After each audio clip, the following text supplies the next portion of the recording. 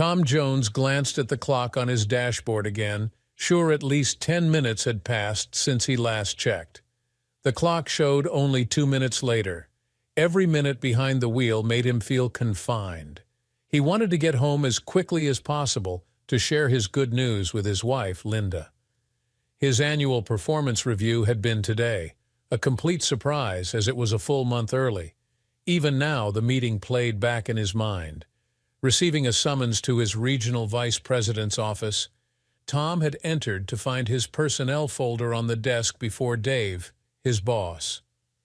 The next 20 minutes could best be described as a meeting of the Tom Jones fan club, as Dave went from one glowing commendation to another. However, it was the last 10 minutes of the meeting that Tom considered to be the highlight of his day, heck, the highlight of his career. "I've been discussing this with the other vice presidents," Dave explained, "and we'd like to offer you a choice between two positions."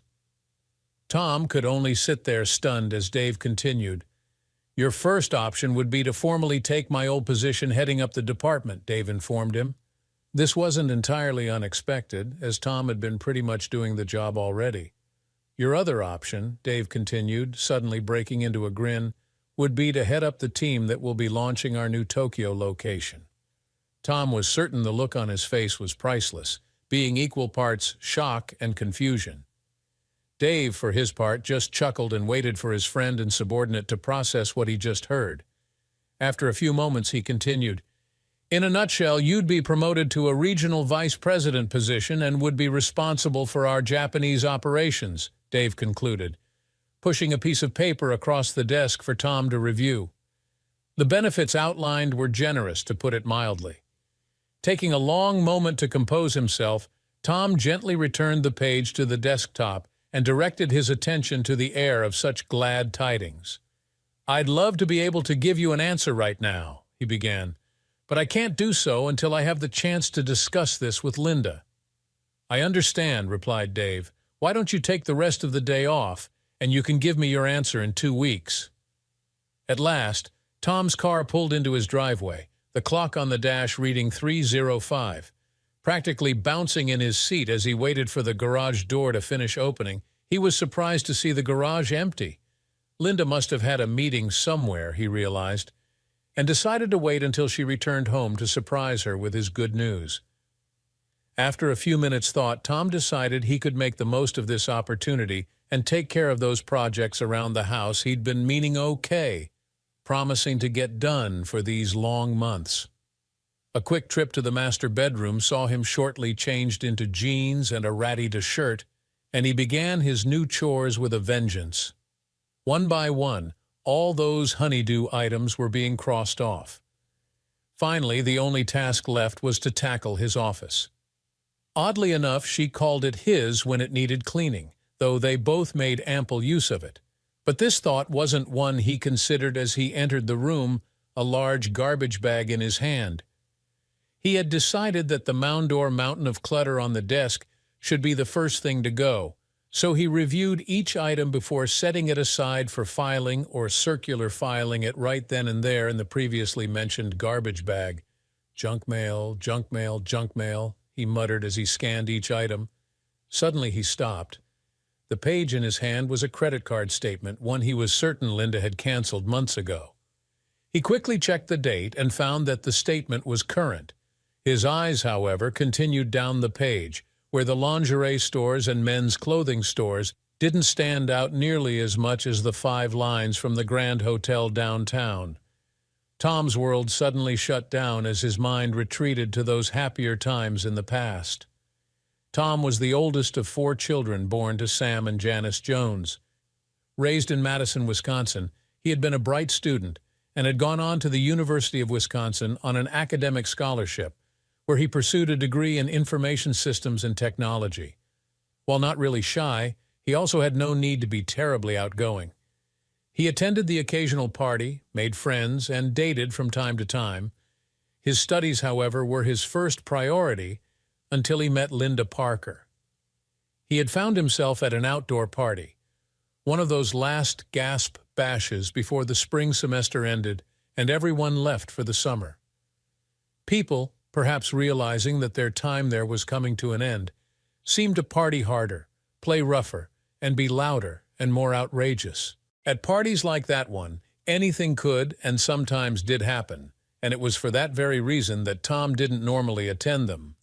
However, the guest of honor was a good friend of his who was completing his final semester, so Tom had decided to stop in for a beer or two.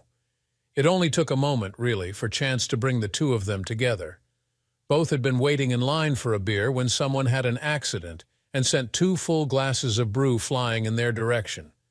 Neither Tom nor the girl in front of him had come away unscathed. He remembered the beer that had hit him had soaked the front of his shorts, while she had found her shirt completely soaked. While embarrassed for his own state of being, Tom found himself mortified by the situation this unknown woman found herself in. Though, truth be told, he also couldn't help but notice just how attractive she was now that the liquid had turned her white blouse into a sheer see-through garment. To her everlasting relief, suddenly there was a large denim button-down shirt thrust into her hands, and Tom, now in just his shirt and soaking wet shorts, helped rush her to the nearest bathroom, where she quickly donned the dry and opaque garment. Tom, now that the girl had been taken care of, truly realized just how embarrassing a situation he was in. Stopping only long enough to let his friend, the guest of honor, know what had happened, he beat a hasty retreat back to his apartment, chalking the entire night up to the fickle nature of life in general, and fate in particular. It was 3 days later that he suddenly found himself face to face with the girl from the party, standing outside his apartment door. He found her absolutely intriguing, as she returned the shirt he had donated and had thought was gone forever. It turned out that she had asked around at the party and had spoken with his friend, the guest of honor, who had given her his address. They parted with each other's phone numbers, which led to coffee, then to a date, followed by dating, and at long last to engagement and marriage. Tom recalled how all their friends said they made a beautiful couple, and he supposed it was true in Linda's case. 5'7" tall and weighing all of 120 pounds, with hair lustrous and rich brown with red accents, a 1,000,000-megawatt smile and green eyes, she had an almost enchanting beauty to her. Her body, while most definitely possessing all the right curves in the right places, was also remarkably athletic and toned. No, she'd never walk a New York runway, but hers was a timeless beauty that might have seen Greek warriors launch 1,000 ships at one time. Tom was no slouch himself, though he was one of those men who really didn't know just how attractive women found him. Over 6 feet tall, he was trim and muscular, having been involved in martial arts since childhood. The exercise had been a wonderful way to take out his teenage angst and had benefited his body wonderfully. Most wouldn't notice this, as Tom wasn't vain enough to wander around naked to the waist for no reason whatsoever, but an attractive couple they most certainly were. Upon graduation, Tom went to work for a major player in the information security and encryption field, while Linda put her degree in business management to good use and began working for a local charity as their office manager. Their marriage was a simple affair. Neither was much for horse-drawn carriages or flocks of doves flying to celebrate.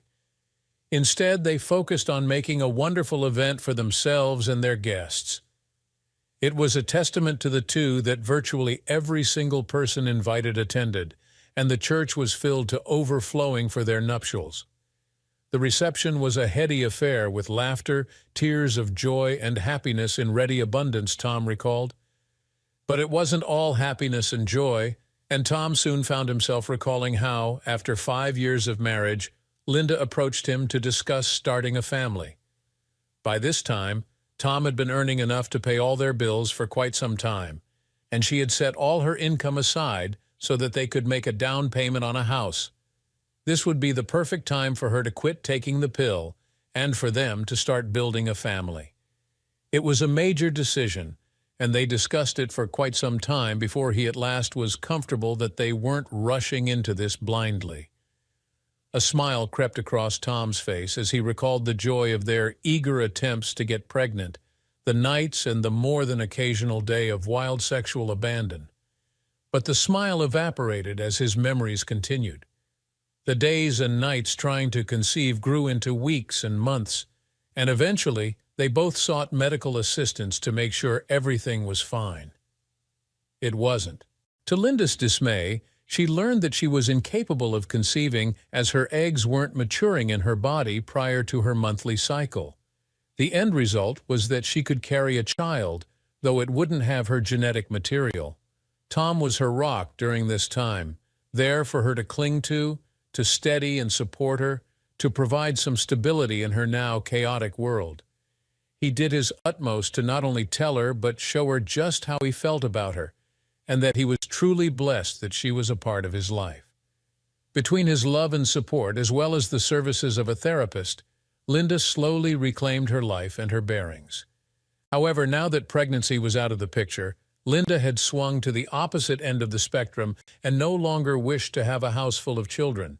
Adoption was a taboo subject, as Tom soon discovered, as was IVF or other possible procedures. Instead, Linda announced her intention to return to charity work, but this time as a volunteer. "I can do so much more work this way," she explained. "Before, I could only manage one office, but now I can volunteer for a variety of programs that I feel drawn to." Tom truly wanted the best for her, and even though he was surprised that she chose to just announce her decision instead of discussing the possibility as they both usually did, he again put his complete support and encouragement behind her choice. The years went by, and sure, both Tom and Linda became accustomed to their circumstances and lifestyle. No longer newlyweds, they still found themselves enjoying the youthful explorations of each other 2 or 3 times each week, or at least they did until things at work had become so chaotic over the past 7 months. Between Tom's exhaustion and the sheer number of hours spent at the office, their lovemaking had dropped to twice a week, then once a week, and then to every other week. Don't be misled, Tom wasn't obsessed with his work. In fact, he noticed that he was as responsible for their dwindling love life as his job. As was his way, he sat down with Linda to discuss things with her.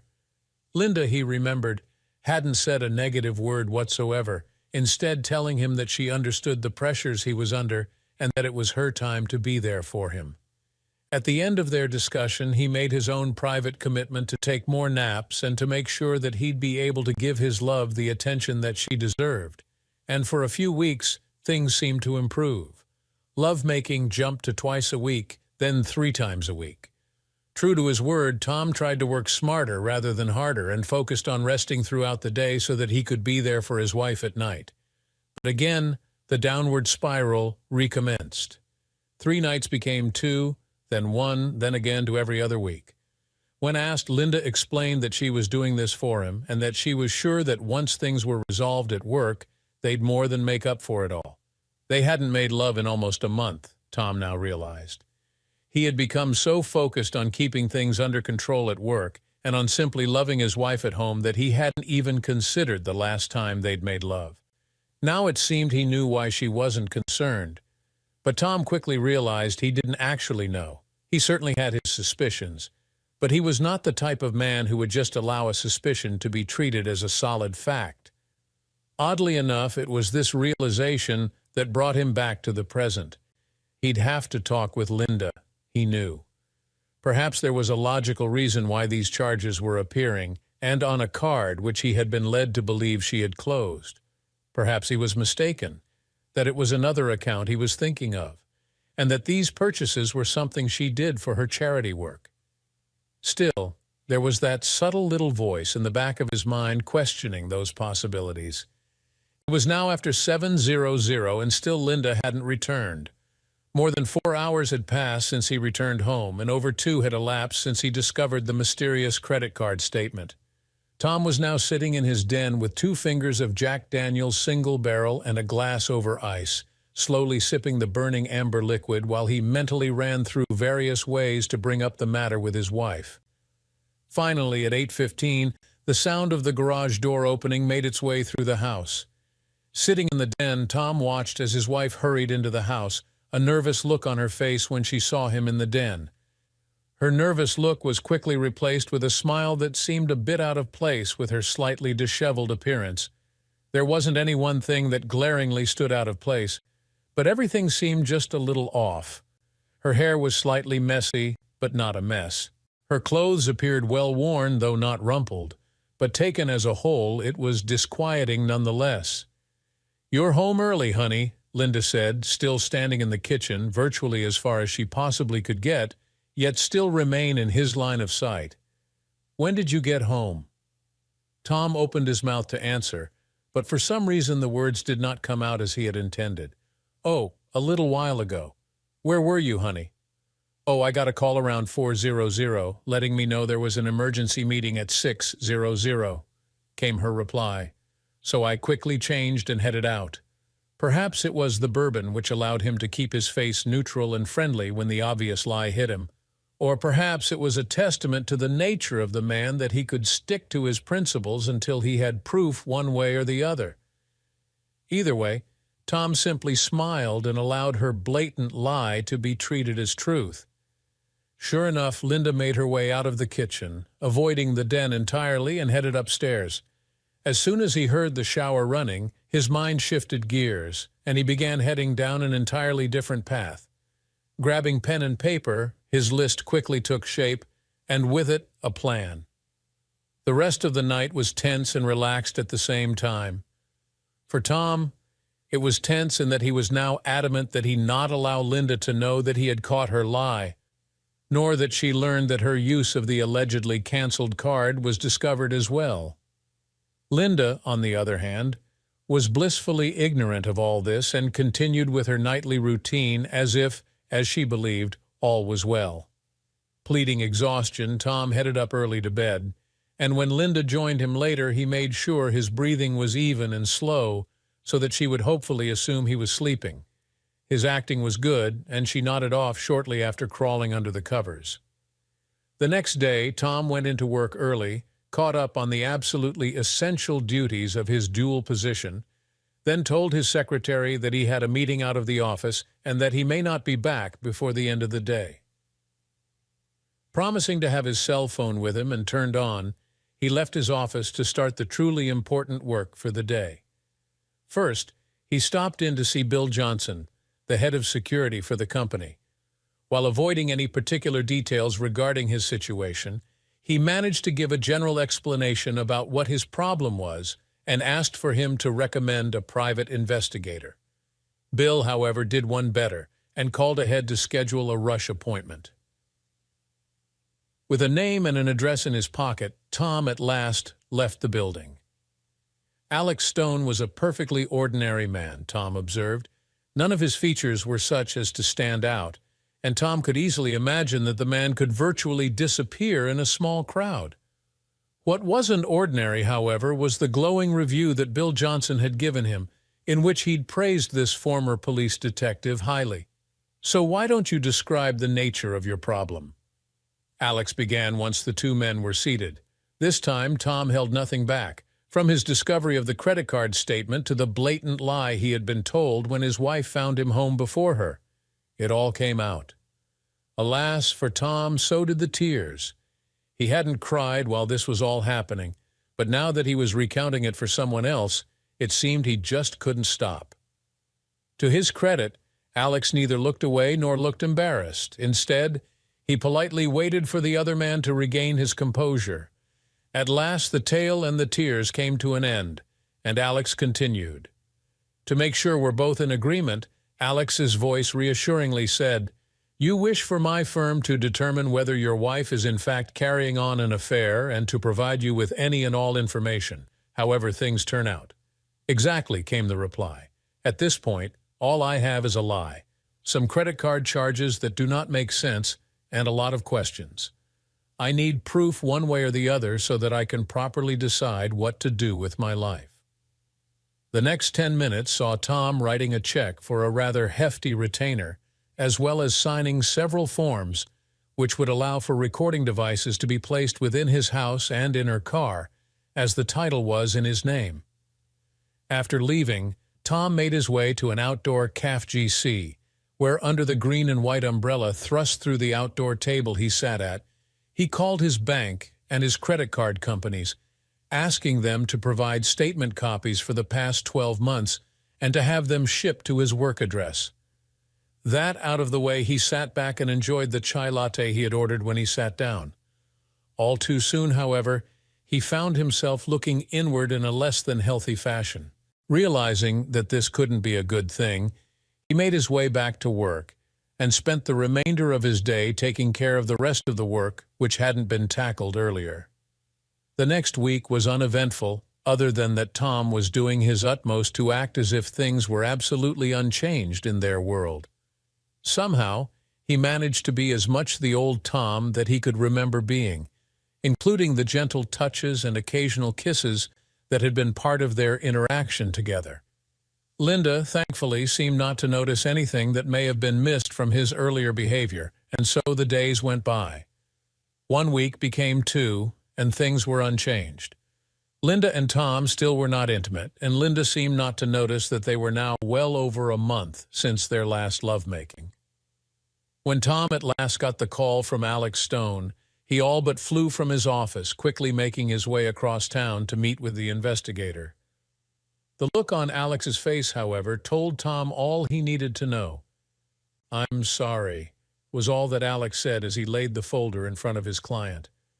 "All the documentation is inside, but allow me to give you a brief explanation of what we found." Tom's mind was numb. It was all he could do to face the man across the desk from him and pay attention to his words. Alex Stone continued, "As you suspected, your wife is meeting a man at the Grand Hotel downtown. She meets him twice weekly on Mondays and Thursdays, and at his house on Wednesdays.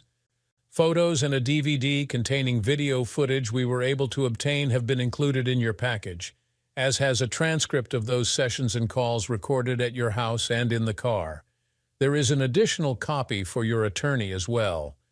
Again, I'm truly sorry that your suspicions were correct." With that, Tom left the investigator's office, making his way back to his own.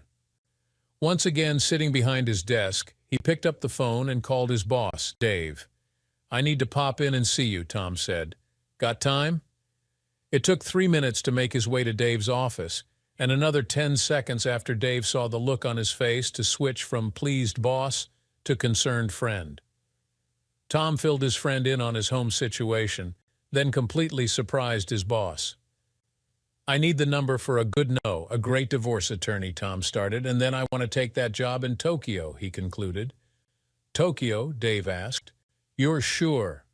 "Dave," replied Tom, "after all this is said and done, I'm going to need to get away to someplace where I'm not going to see Linda in every building or event. I figure another continent should do the trick nicely.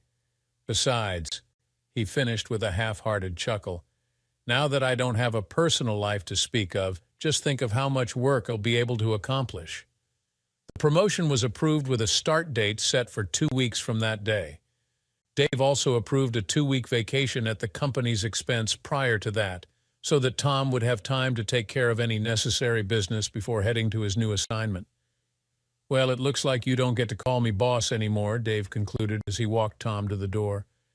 "Until your next promotion, that is." Tom answered with a grin.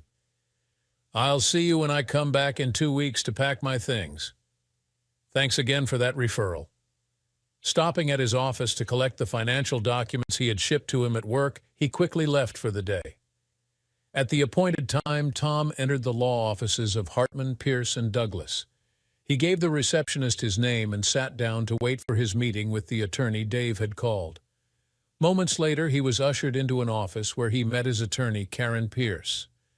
Rising from behind her desk to shake his hand, he noticed that she was tall, dark-haired, and very relaxed.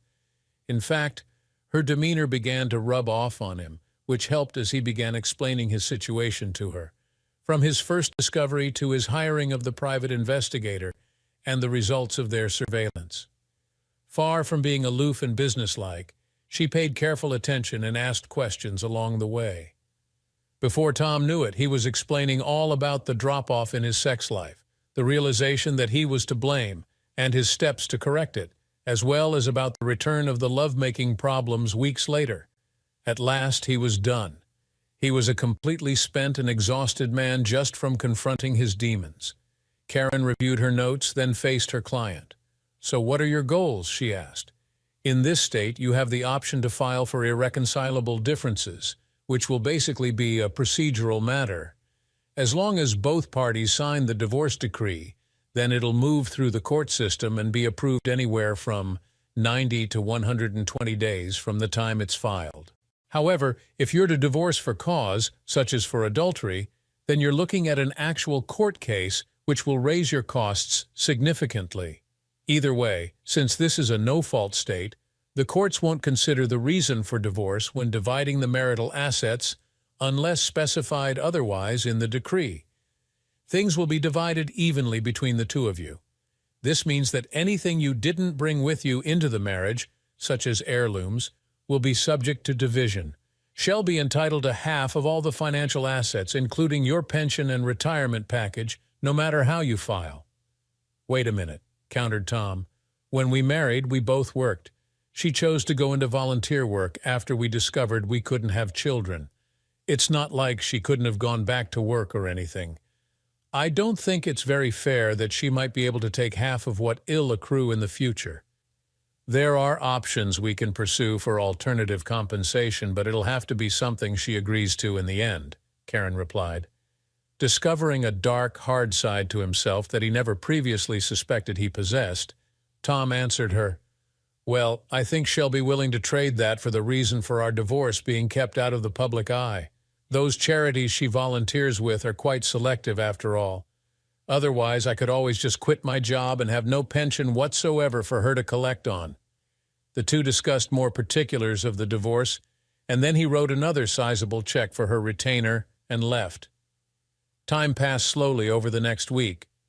Tom was taking care of the incidentals that were necessary for his upcoming move down under and had rented a hotel room at the local Budget Inn to act as his base of operations while he was on vacation. Under no circumstances did he want his soon-to-be ex-wife to know he wasn't at work. Perhaps it was cowardly to be avoiding the confrontation like this, but he had already decided that he wouldn't be dealing further with this until things were as resolved as he possibly could make them. At last, everything was in place. He had established a new checking and savings account with National Australia Bank, had changed the beneficiaries on his life insurance, pension, and 401k plans, had arranged for a new cell phone that would work in Australia, and most importantly, had received the completed and filed divorce paperwork from Karen Pierce. Taking the time to complete a few additional legal matters at her office as well, it was a Thursday, he noted, as he made his way home, arriving just before 2:00 as he had all those weeks ago. Again, just after 8:00, she returned. This time, however, when she glanced into the den, he wasn't there. Continuing onward through the kitchen and into the entryway, she was about to climb the stairs when she heard his voice. "Linda, we need to talk." Stopping in mid-stride, she turned and put a rather forced smile on her surprised face. "Give me a second, honey. I'm all grubby and need to clean up." "No, Linda, we need to talk now," came his reply.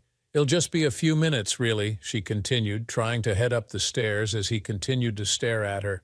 It was quite disturbing, him staring with no real expression on his face whatsoever. "This can't wait," Tom replied. "So come on in and sit down," he finished, gesturing at the couch.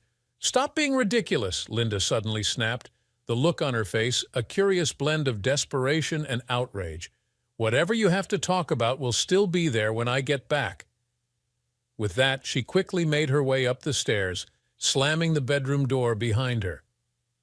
As he once again heard the shower spring to life, Tom made his decision. Going into their office, he took out a piece of stationery and began writing Linda. "By the time you read this, I'll be starting anew. I wanted to have this discussion with you face to face, but you again decided that your wants and needs came before our needs as a couple, a family, a marriage. There is much I don't know about you, I now find out. I suppose I didn't think that was possible after 13 years of marriage. But I guess that's yet one more thing I can add to my list of things I don't or didn't know. So what is it I don't know about you? I don't know when you started having sex with Matt Ryan. I don't know how often or how many times you had sex with him. I don't know how you could come back home and act like you did, as if all was right if a little strained because of my schedule between us. I don't know if you love him, nor do I know if you were planning on leaving me for him. What I do know, however, is equally substantial. I do know that the only time we discussed our marriage and lovemaking was when I brought it up. I do know that I have never, either overtly or tacitly, given my approval for our relationship to expand beyond the bounds of monogamy. I do know that you've used money I've earned to finance this sordid little affair, and most importantly, I know this. As far as I'm concerned, it ends here and now. I know that I've made sure our joint accounts are frozen pending the outcome of the divorce negotiations. I know that a household maintenance account has been established to cover the utility bills until the divorce is finalized, and that all our joint credit cards have been canceled. Yes, all of them. I'm including $500 per month for food and incidentals until you can find another job. But the days of your free ride, no pun intended, are over. Below this letter is a copy of my petition for divorce. I kept it nice and generic, using irreconcilable differences as the grounds, because suing you for divorce due to your adultery would not be my first choice. You made my life happy for many years, or at least you did until I learned of your unfaithfulness. I would like to let this marriage die a dignified death rather than a sordid and ugly one. With that in mind, I strongly urge you to get a good lawyer and to review the documents carefully. I've tried to be fair, or at least as fair as the circumstances allow, but there are a few areas where I'm absolutely unwilling to compromise, and my lawyer knows exactly which ones they are. I won't wish you the best of luck, as that would be hypocritical of me.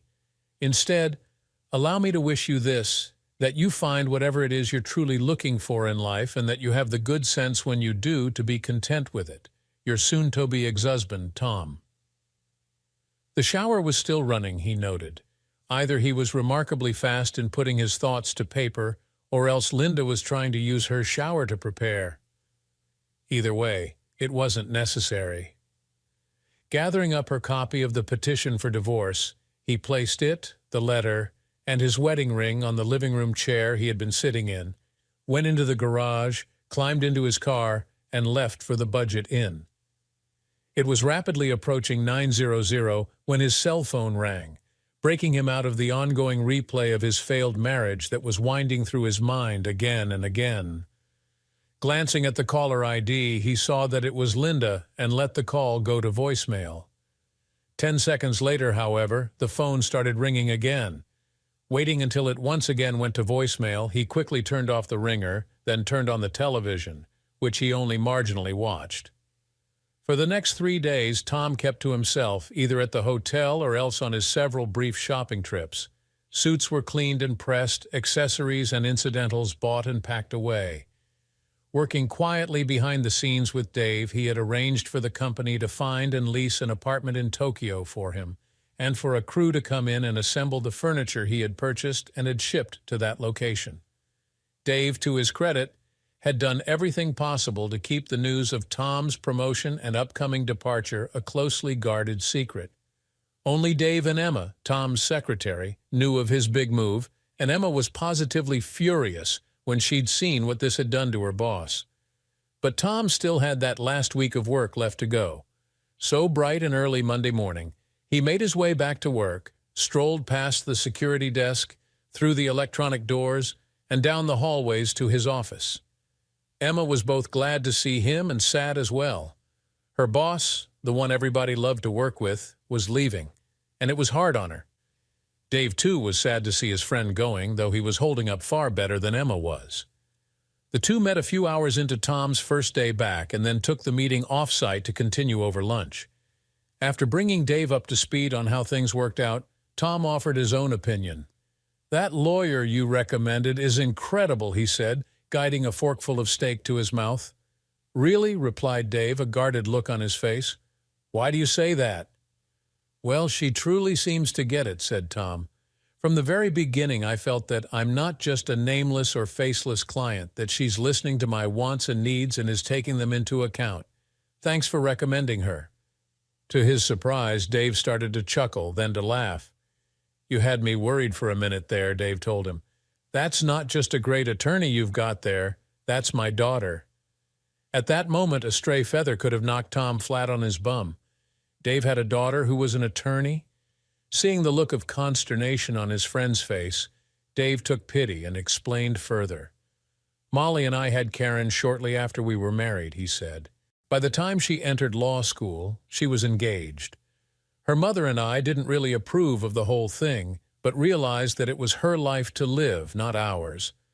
Well, about 5 years after they finally tied the knot, she caught Evan, her ex, in bed with one of their neighbors.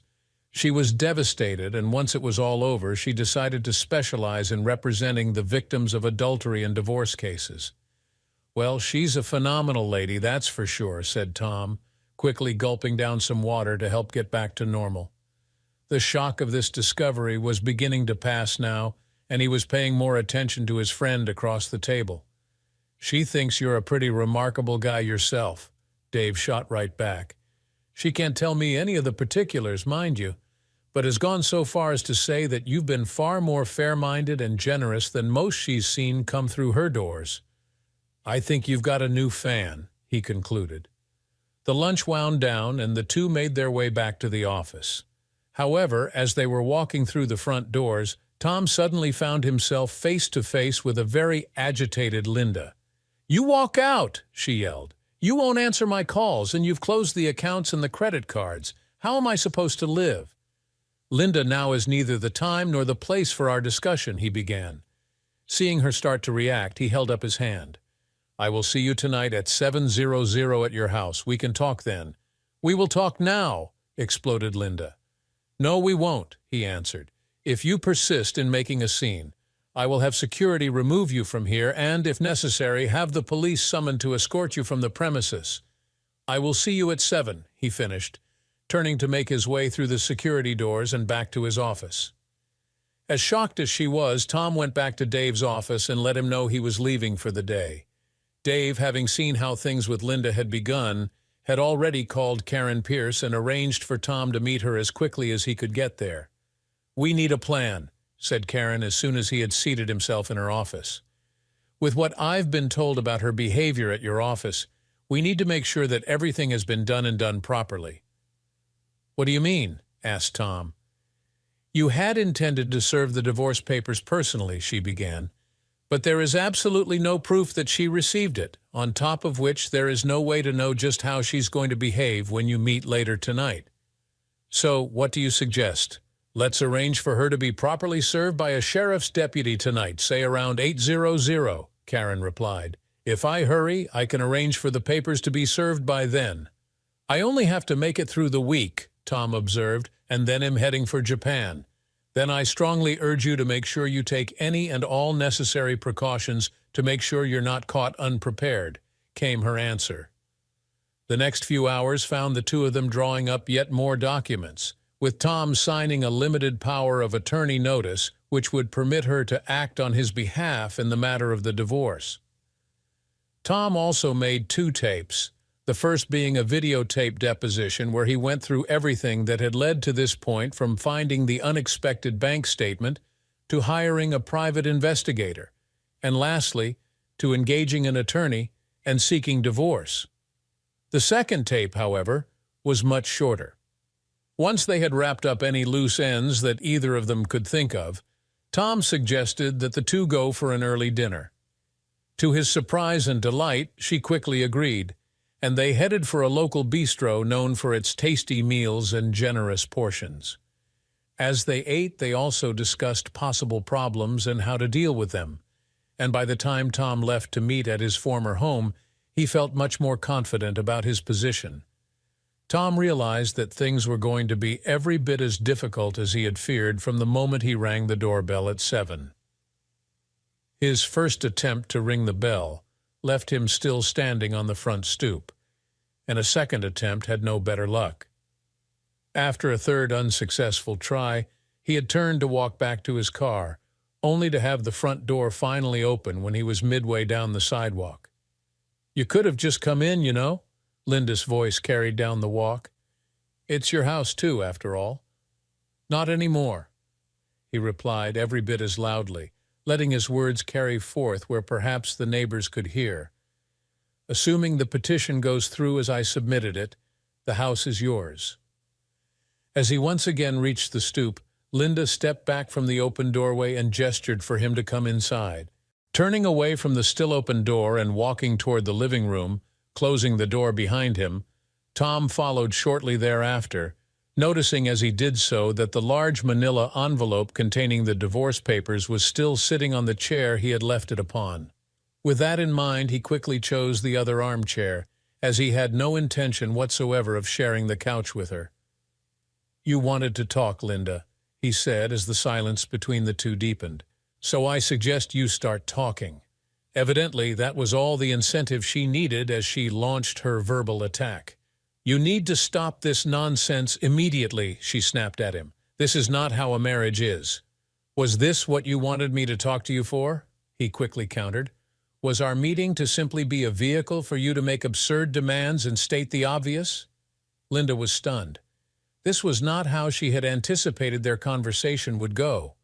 By this point, she had been living for so long with her own preconceived notion of what was appropriate that it had never entered her mind that she couldn't have both her husband and her lover, and that all she needed to do was put her foot down for everyone to fall into line. Tom, however, wasn't behaving as she wanted, as she expected. "And you're right that this is not how a marriage is," he continued, deepening her shock. "This is how a divorce is." "Well, I don't want a divorce," came her petulant reply. Tom was well and truly stunned, to say the least. Where was the woman he had known all those years ago? The one who had a solid head on her shoulders that was used for more than just spouting nonsense. "Whether you want one or not is pretty much irrelevant by this point," Tom observed aloud, eliciting a glare from Linda. "Darling," she tried, appearing to soften a bit, "you have to realize that in our circles, it's all about appearances. A divorce just won't do." Suddenly, it was all clear to him where things had gone wrong, why she was behaving the way she was, and saddest of all, while there was absolutely no chance for them any longer. As Linda sat there with a self-assured and smug look upon her face, he put all the pieces together, and glancing at his watch, made his decision. "Well, let me explain a few things to you," came his quickly but carefully considered reply. "First, while you volunteer with the local social set, neither you nor I are part of that circle. Whether or not the other social darlings you interact with opt to live other than monogamous lifestyles is something between themselves and their spouses. However, I have no intent to stay with a lying, cheating wife just because it's more convenient for you." Slowly, the smug look on Linda's face was being replaced by one of shock and horror. Feeling as if his words were getting through, Tom pressed on. "Deciding to do volunteer work full-time did not come with a condition that I assist you in maintaining an image or appearance, and I only recall one promise that the two of us had to live up to. We made it a little over 13 years ago, and it was one we made before our families, our friends, and our Creator." From shock and horror, the look on Linda's face quickly morphed into one of predatory victory. Perhaps he wasn't getting through to her, Tom thought. He decided to wait and see what she had to say next, and found himself quite glad he did. "Our wedding vows, you mean," countered Linda. "The ones where you promised to love, honor, and cherish me in sickness and in health, for better or worse, as long as we both shall live?" Tom simply nodded deeply once. "Well, dear husband," she continued, her voice now dripping with venom, "it certainly seems to me that you're the one breaking those vows, as I'm still here and for better or worse, while you're the one gone." "An interesting interpretation," Tom quickly replied, catching Linda completely by surprise. She was certain that her line of reasoning would be more than sufficient to make him see the error of his ways. "However, there is a problem with your recollection, it seems." Now she was puzzled. She was certain that, using his own argument, she had a firm position from which to direct the course of this discussion. There could be no other way things could go, she was sure. "You see, our vows promised one other important thing," Tom continued, deepening her confusion. "Not only did we both promise to love, honor, and cherish the other through sickness and health until parted by death, but we also promised to forsake all others. Having a lover is not forsaking all others, Linda. Tom relaxed in his chair, seeming to wait for her reply. After a few moments, she began to speak. "I never meant for you to find out," she started, fully expecting him to stop her right then and there. "At first, I was so frustrated with all the long hours you were working, and one day at a meeting, I confided in a few of the others there. When they suggested I take a lover, I was shocked. But as the weeks went by, they kept explaining to me how having someone on the side allowed them to still give their husbands a solid home life while allowing for their needs to be taken care of as well." "Well, that's interesting, Linda," replied Tom. "But whatever gave you the idea that our situations were in any way similar to theirs? You were working all those hours and were always so tired when you got home," she answered. His reply was again lightning quick. "Yes, I was. But you'll also recall that I was the one who brought up the subject and that the two of us discussed it and came up with ways to make this less stressful for the both of us. At no point in that conversation did I hear you asking about taking a lover, nor did I ever imply that doing so might be a solution I would find acceptable." Once again glancing at his watch, he quickly stood and made his way to the door. Confused, Linda rose behind him and followed. As he reached the entryway, there was a loud knock, and when Tom opened the door, Linda could see the brown-clad shape of a sheriff's deputy in her doorway. "It's for you," Tom said, stepping to the other side of the officer of the law. "Linda Jones?" the man asked. "Yes, you've been served," came the deputy's reply as he placed a packet of documents into her hands. "Deputy," came a female voice Linda had never heard before, "could you please take a good look at this woman and verify that she is in no way harmed?" "Yes, ma'am," he replied, and gave her a good long look. As Linda looked on, the deputy and Karen Pierce escorted Tom back to his vehicle and watched him drive away before the attorney climbed into her own car and left in the opposite direction. The deputy was the last to depart, waiting until Linda had closed the front door before he started his engine and pulled away from the curb. Tom's cell phone rang as he was driving, and when he looked at the caller ID and saw it was Dave calling, he quickly picked up the call. "How did it go?" he asked. "Well, I know where she got that harebrained idea in her head from," Tom answered. "It's from those society biddies she volunteers with.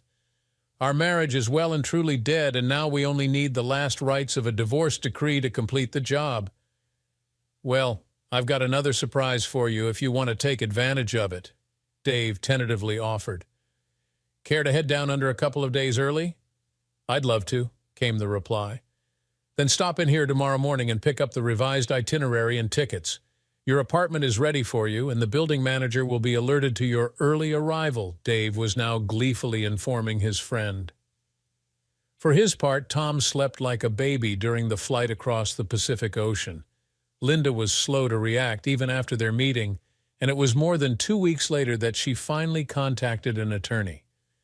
Even then, she still was clinging to her fantasy that Tom would realize that this was best for both of them and come back.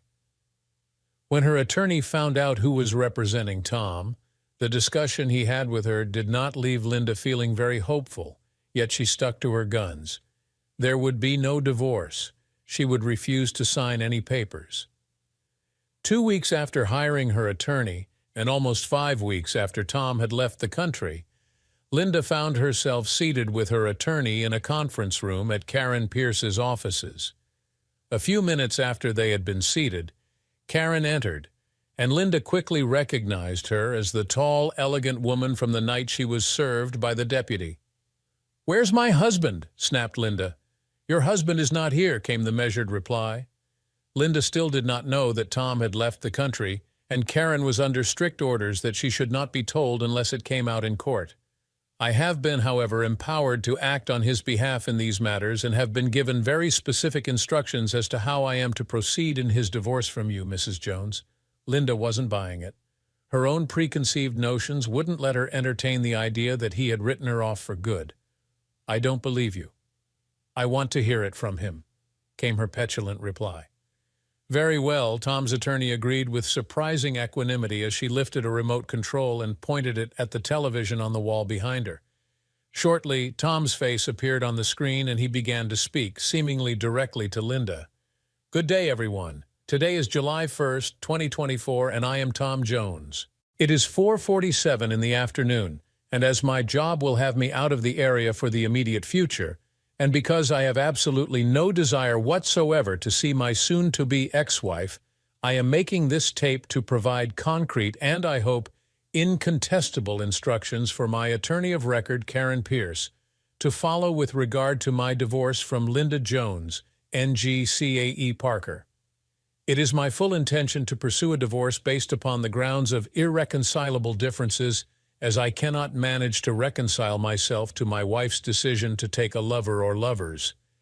To that end, I have crafted a divorce petition which provides for an equitable division of our marital assets, with the exceptions being that I keep my 401k and retirement accounts in their entirety, and in exchange, Linda will receive sole ownership of our home. As it is paid for, the equity alone will more than compensate her for any money she may feel entitled to from those parts of my estate I wish to keep for myself. I have already made arrangements for the title to her vehicle to be placed in her name, and for the deed to the house to be amended as such once my petition is agreed to. In the interim, I have made additional arrangements for a household maintenance account to be established and for any and all utility bills to be paid from said account. I am also providing a stipend of $500 per month to be used for food and incidentals at my soon-to-be ex-wife's discretion. However, if she wishes to continue buying lingerie and other items for her dates, then she will need to find employment, as I will not increase my stipend to allow for her continuing along the path which led to the end of our relationship. As far as the subject of alimony is concerned, I am willing to offer alimony commensurate with what her projected income would be had she not left her previous employment and had instead been receiving yearly merit-based pay increases. I feel this is incredibly generous, as it was her decision and her decision solely that she not return to work after she had left. Her volunteer work was a choice she and she alone made, and I am not willing to move beyond my offer in this regard. Lastly, much like our wedding vows, this is an all-or-nothing issue. That means you either accept my terms, all of them, Linda, or else my attorney will follow my secondary set of instructions. They are quite simple. If, for whatever reason, this agreement cannot be reached, then the grounds for my divorce will change to adultery, and I will name your lover, Matt Ryan, in my suit, as well as in an alienation of affection suit seeking monetary damages for his part in the destruction of my marriage. I will make sure that this is a very public matter, that the information I have collected detailing your tryst with your lover is brought to the public eye, and that, if possible, your society and charity friends are as uncomfortably reminded of this matter as possible. The choice is yours, Linda. You can have a moderately comfortable existence without me, or you can have a very uncomfortable existence without me. But as you may have noticed, there is no option which allows for you to have any existence with me. With that, the screen went dark, just like Linda's future. Linda and Tom were divorced 6 months later. Throughout the proceedings, Linda still held on to the belief that her marriage could be salvaged. She did not fight the divorce, but tried her best to contact Tom. The only problem, he was out of her reach and she was out of his heart. Thanks for watching. What would you do if you discovered your partner's betrayal like Tom did? Share your thoughts in the comments below. Don't forget to like, share, and subscribe for more stories like this. See you next time.